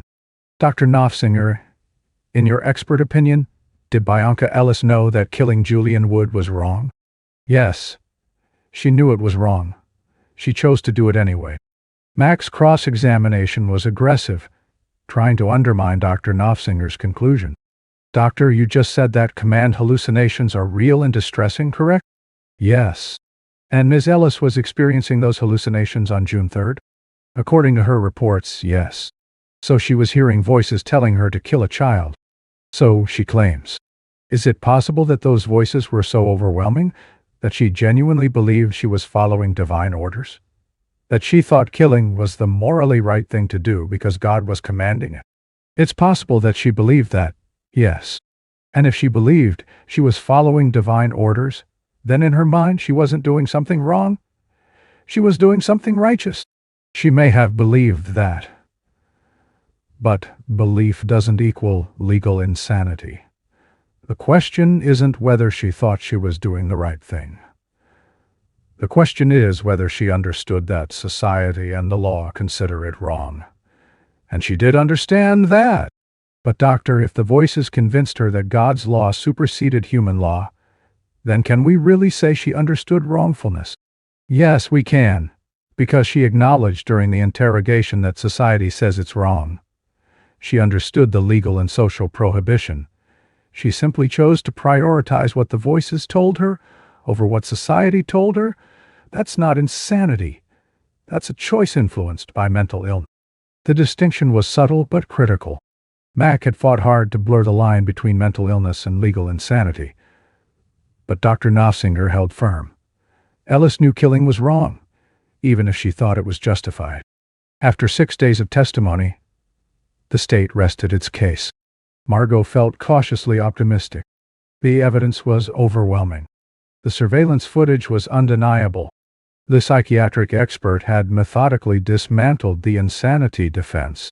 But the defense hadn't presented its case yet, and Margot knew that juries could be unpredictable, especially when mental illness was involved.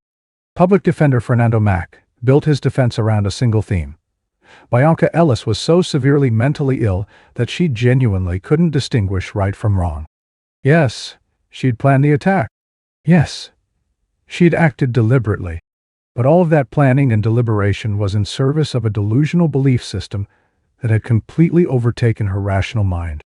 The defense called 3 witnesses over 4 days.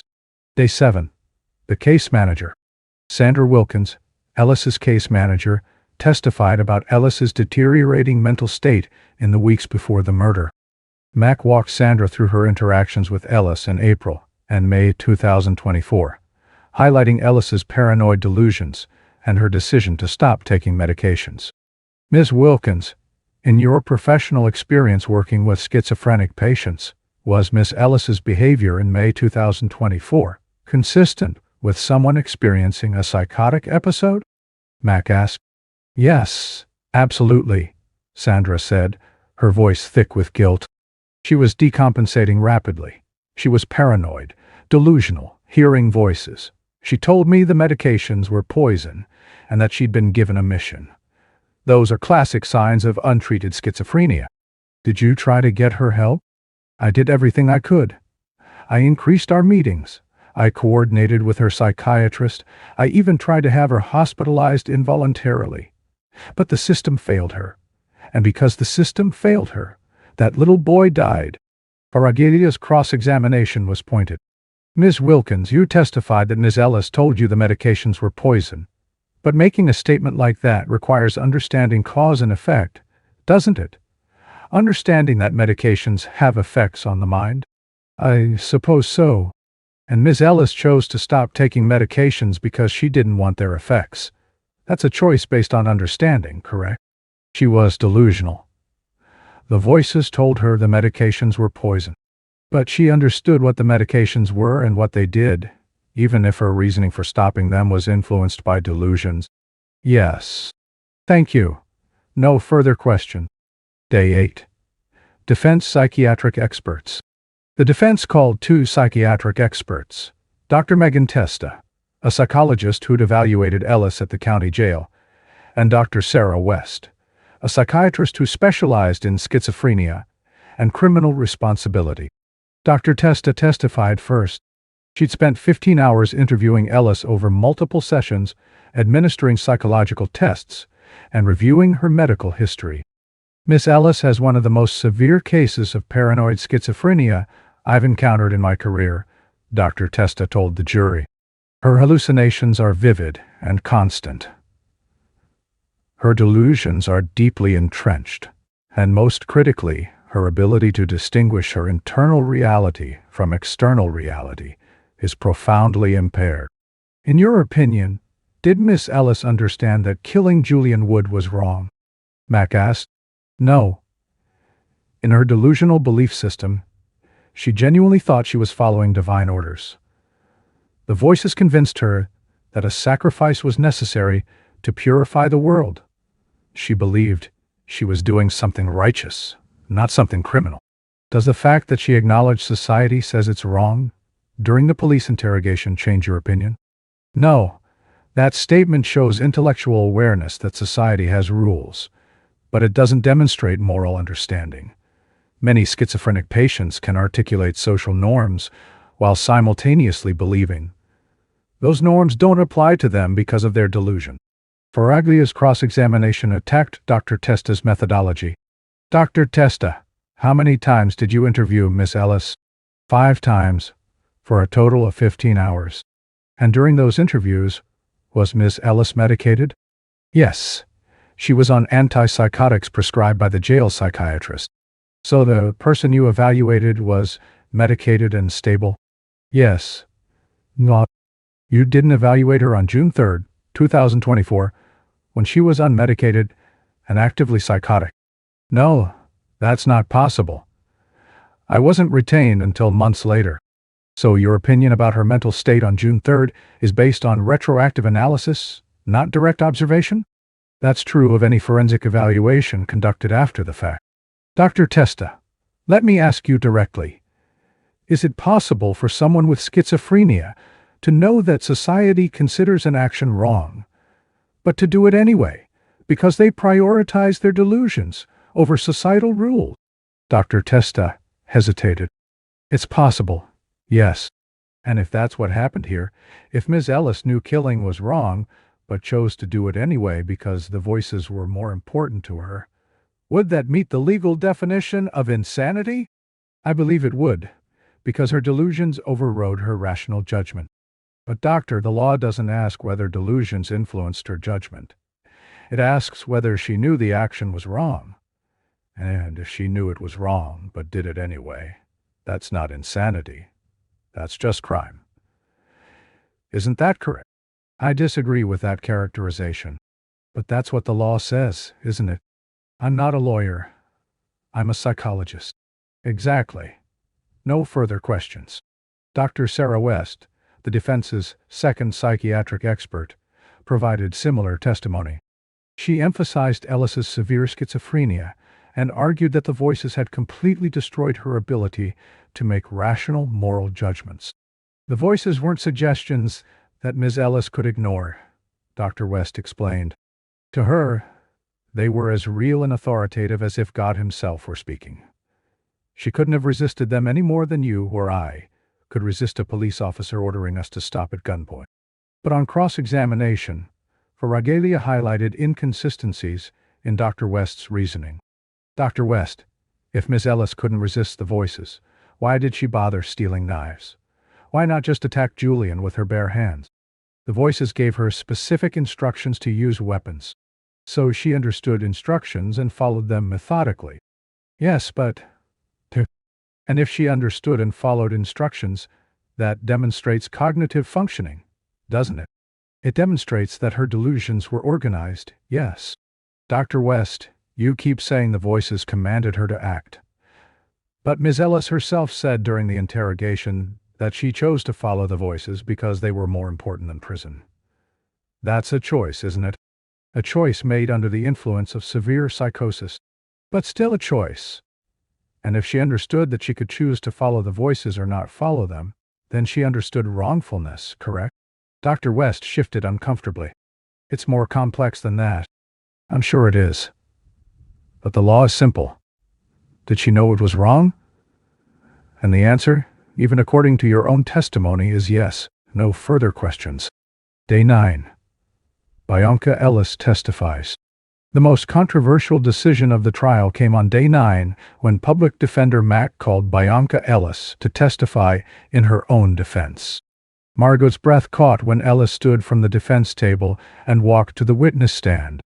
This was the first time Ellis would speak directly to the jury, and Margot didn't know if she could stand hearing Julian's killer try to justify what she'd done. Mack began with softballs, establishing Ellis's background, her childhood in Cleveland, her early symptoms of schizophrenia, her struggles with treatment. Miss Ellis, can you describe what the voices sound like? Mack asked. They're loud, Ellis said, her voice monotone. Louder than real voices, and they don't stop. They tell me things constantly, that people are trying to hurt me, that I need to protect myself, that I have a mission. Do the voices sound like your own thoughts? No, they sound like other people. Sometimes one voice, sometimes multiple voices talking at once. Did you hear voices on June 3rd, 2024? Yes. What were they telling you? They told me I needed to find someone pure. Someone who hadn't been corrupted. They said a sacrifice was necessary. Did you believe them? Yes. I always believe them. Why? Because they know things I don't know. They see things I can't see. They're trying to help me complete my mission. Mac continued, walking Ellis through the events of that day, stealing the knives, going to Giant Eagle, following Margot and Julian. When you saw Julian in the store, what did the voices tell you? They said, "That one. He's pure. He's the sacrifice." Did you want to hurt Julian? No. I don't want to hurt anyone. But I have to do what the voices say, or something terrible will happen. What do you mean? The voices told me that if I didn't complete the mission, the world would be destroyed. Everyone would die. I had to save everyone by making the sacrifice. Ms. Ellis, did you know that killing Julian was against the law? I knew society has rules, but the voices told me that their rules were more important than society's rules. Did you understand that what you were doing would hurt Julian and his mother? Ellis paused for a long moment. I didn't think about that. I only thought about completing the mission. Mac concluded his direct examination and sat down. Now it was Faragalia's turn. Assistant Prosecutor Faraglia approached the witness stand with a legal pad full of notes. Her cross-examination was surgical. Miss Ellis, you testified that the voices told you to find someone pure. Is that correct? Yes. How did you know Julian was pure? The voices told me. But you selected Julian specifically. You saw other children in the store, an infant with her mother, 2 girls with their father, a toddler with her grandmother. Why Julian? Ellis hesitated. The voices said it had to be him. Or was it because Julian was with his mother, who was distracted, because he was the easiest target? No. The voices. Ms. Ellis, let me ask you directly. Did you choose Julian because you thought you could attack him without being stopped? I chose him because the voices told me to. But you understood that witnesses could stop you, didn't you? That's why you waited until they were in the parking lot, instead of attacking in the store, where there were more people around. I don't remember thinking about that. You don't remember? Or you did think about it and don't want to admit it? Mac objected. Argumentative. Sustained, Judge Russo said. Rephrase, Ms. Faragalia. Ms. Ellis, when you stole the knives from the thrift store, did you hide them in your hoodie? Yes. Why did you hide them? I don't know. You don't know? Or did you hide them because you knew stealing was wrong and you didn't want to get caught? The voices told me to hide them. The voices gave you specific instructions about how to conceal stolen property. Yes. Faragalia's tone dripped with skepticism. These very detailed tactical voices. Did they also tell you to walk away from the scene after the attack instead of running? They told me the mission was complete, that I should leave. And you understood that leaving the scene would help you avoid immediate capture. I just did what the voices said. Faragalia changed tactics. Miss Ellis, during your interrogation with Detective Roman, you said, "Society says it's wrong?" Do you remember saying that? I think so. You think so, or you do remember. I remember. When you said society says it's wrong, you were acknowledging that killing a child violates society's laws, correct? I was acknowledging that society has rules, and one of those rules is that killing children is wrong. Yes. So you understood that what you did was against the law. I understood that society would say it was wrong, but the voices said it was necessary. Miss Ellis, let me be very clear. You understood that killing Julian was illegal, but you chose to do it anyway because you prioritized the voices over the law. Is that accurate? Ellis looked at Mac, who couldn't help her now. She looked at the jury. Then she looked back at Faragalia. Yes, she said quietly. No further questions. The courtroom was silent. Ellis had just admitted that she understood killing was illegal, but chose to do it anyway. That admission was fatal to the insanity defense. Mac tried to rehabilitate his client on redirect examination, emphasizing that her choice was driven by delusions, not rational thinking. But the damage was done. After Ellis stepped down from the stand, the defense rested its case. In the summer of 2024, a horrific crime shattered the Wood family's world. Julian Wood, a 3-year-old boy, was murdered by Bionca Ellis in a grocery store parking lot. Ellis, who suffered from paranoid schizophrenia, deliberately chose to attack Julian, stabbing him with stolen knives. Despite her mental illness, the jury found Ellis guilty of all 9 charges, including aggravated murder, and attempted murder, rejecting her insanity defense. The verdict provided some relief to Julian's parents, Margot and Jared, but it did not bring their son back. Margot, deeply affected by the loss, prepared a victim impact statement for Ellis's sentencing. In it, she poignantly described Julian's joyful early years and the devastation his death caused. She spoke of the unimaginable pain of losing her son and the irreversible changes to her family. Her statement emphasized that while Ellis's mental illness was tragic, it did not absolve her of responsibility for her actions, as she deliberately chose to end Julian's life. In February 2025, Ellis was sentenced to life in prison without parole, plus an additional 68 years. The sentence, while ensuring Ellis would never see freedom again, did little to ease the pain of losing Julian. The weeks following the sentencing were marked by a deep sense of emptiness, with Margot and her family struggling to adjust to life without their beloved son. In the aftermath, Margot found solace in advocacy.